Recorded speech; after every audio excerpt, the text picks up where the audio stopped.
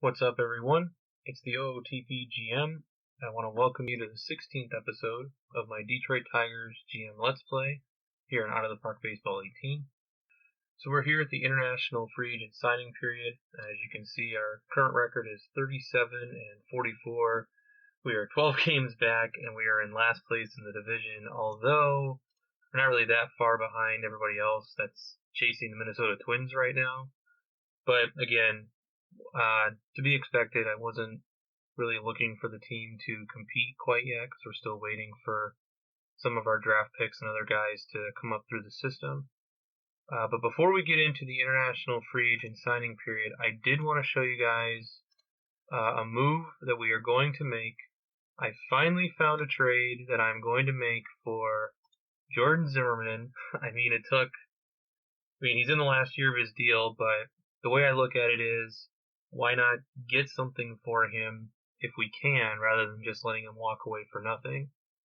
So in this deal, we're trading Jordan Zimmerman to the Boston Red Sox, and in exchange, we're getting Rusney Castillo, who some of you might remember, he was that Cuban player that they signed to that big deal, and he never really, or so far hasn't really worked out with the Red Sox so far. And in this game, he hasn't really worked out all that much either. But the reason why I'm comfortable getting him is he's in the last year of that massive contract that he signed.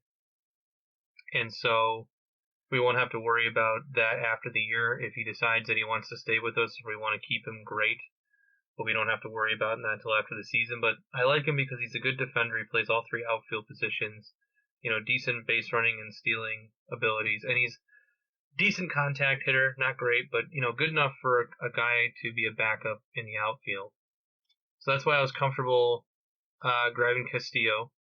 And then we also are getting two minor league prospects. We're getting this Gerson Bautista, who's a 25-year-old bullpen guy.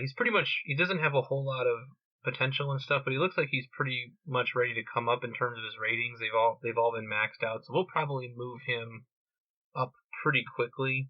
And he's a guy that might make his debut for us sometime this year. And then we're getting this Edison Renteria. He's a 19-year-old third base prospect. Only 1.5 stars, but, again, kind of a wild card guy.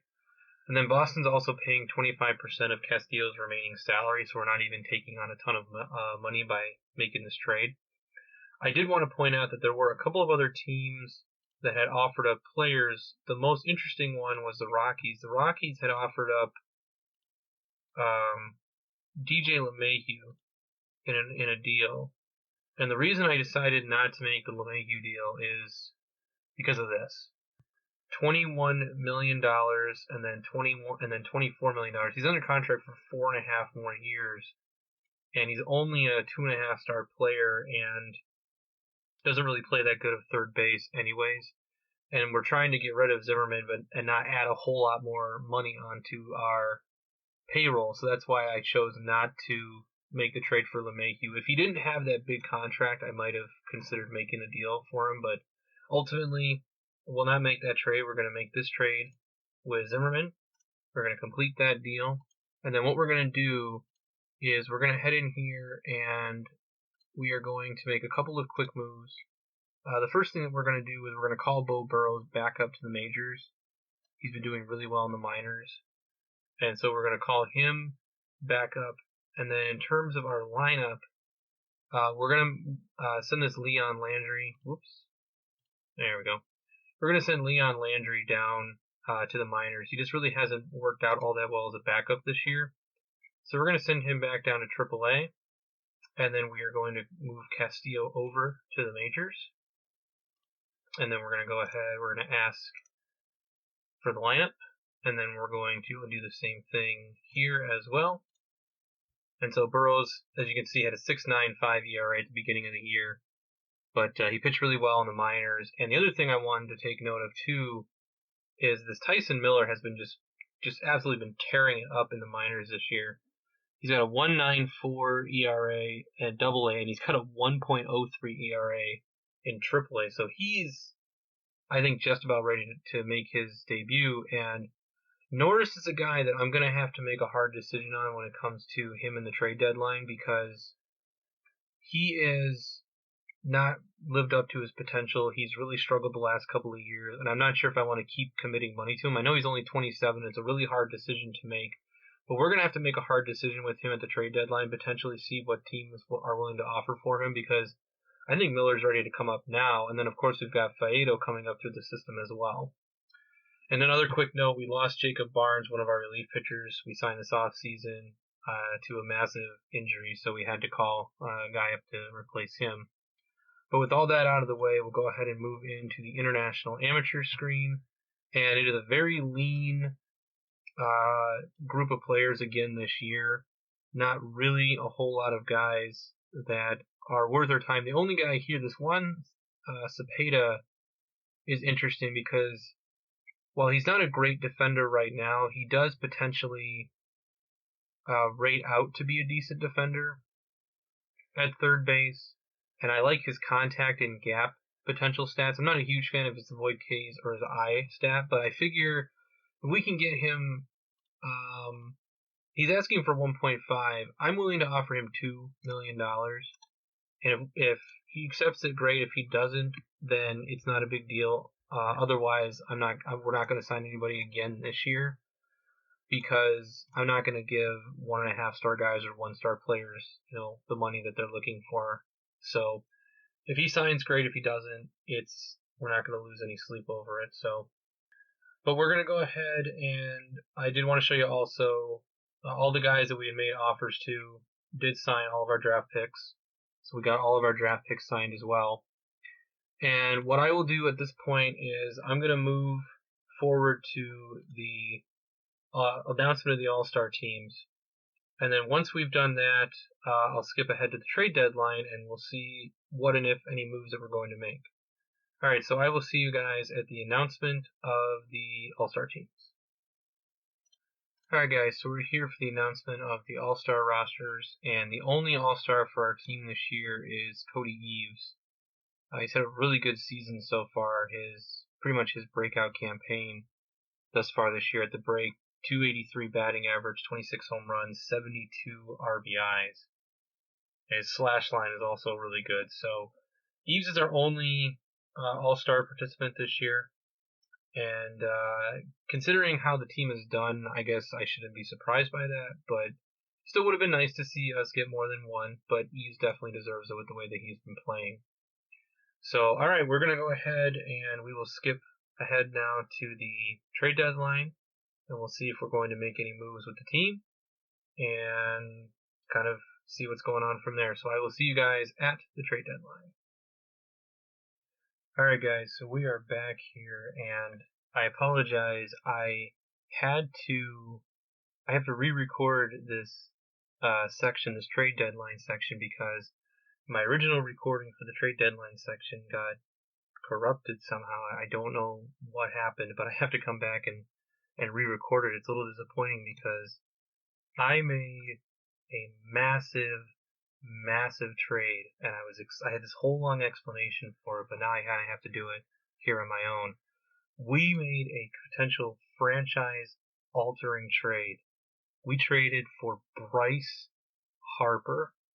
We also get 2 kind of lower prospects in return, this Carter Kieboom and this Wyatt Cross. We had to give up a ton to get Bryce Harper. But I'll talk about who we gave up first, and I'll talk about how the deal came into play. So we ended up having to trade Daniel Norris. Then we had to trade 2 of our top prospects, Tyson Miller and Thomas Dillard, and then they also wanted John Malcolm in the deal. And then we also added Yasiel Puig to the deal as well. So we had to trade them 5 good players, including 2 of our top prospects. We had to trade in this deal to make it work. Bryce Harper is obviously a huge prize. He's potentially a huge jumpstart to our rebuild here. Getting a guy who is in his prime, and in my opinion is on a reasonable contract for the next few years. $23.6 million for a guy who's in his prime is, in my opinion, a really good deal. So how this deal came about is I was shopping for deals for Daniel Norris, and I was shopping for deals for Puig, and Puig's offers weren't particularly good, but Norris got tons of offers. And the Nationals popped up, and the Nationals are even worse than we are this year. They are just mired by injuries and poor play. And basically, it was originally Norris for a couple minor leaguers, and then I was like, you know what, let's see what happens if I ask for Bryce Harper. And of course, they hated the deal at first, and I started tossing in like Puig and then different prospects, and eventually I came to this deal here where we managed to find a deal that they liked, and I was ecstatic to make this kind of deal. Now, there's no salary being retained. Everybody, it's equal trading of salaries, but obviously Dillard we just drafted not too long ago. He's a 3.5-star potential catcher, but we have Pentecost, who's our current catcher right now, so not sure what would happen with Dillard. But Miller was the hardest guy to trade because he has just been lighting it up in the minors this year. And let me move this over here real quick. There we go. He's been lighting it up in the minors this year, and 2.09 ERA, 1.94 between Double A and Triple A. And he's one of our top prospects, so it was really hard for me to give him up, but we have Faedo still coming up through the system, and as much as I like Miller, the chance to get Bryce Harper was too much to pass up. And then Malcolm, obviously, we have a couple of other first basemen in our system, so he was kind of blocked from that point of view. So a huge potential franchise-altering trade that we make here at the trade deadline, and there are a couple of other moves that I was looking at doing. I ultimately did not make any other trades. I was kind of discussing some of the trades that I was thinking about making. Cabrera is kind of, at this point, like I've said before, we're going to have to live with Cabrera on our team until he either retires or his contract runs out and we can exercise the team option here in 2024. I'm not comfortable pushing a trade through that doesn't have a tremendous amount of precedence. And I mean, I'm sure I could, make up a trade that works in theory, like sending him to a winner and, trying to find a reasonable scenario that works, but I'm not comfortable doing that. And this presents, it makes it a little bit more challenging to have to work around Cabrera's, big salary until his contract runs out, for the next, 3 years basically after this, if he still is continuing to play. So we'll have to see, and like I said, we got team options next year that we probably will be declining. Guys like Marte will probably decline his option. I'll bring him back if he's willing to come back at a discount, but Marte Scope will probably decline his option. He's injured right now currently. So we've called up Luis Santana to fill in for him. He just recently started filling in, so.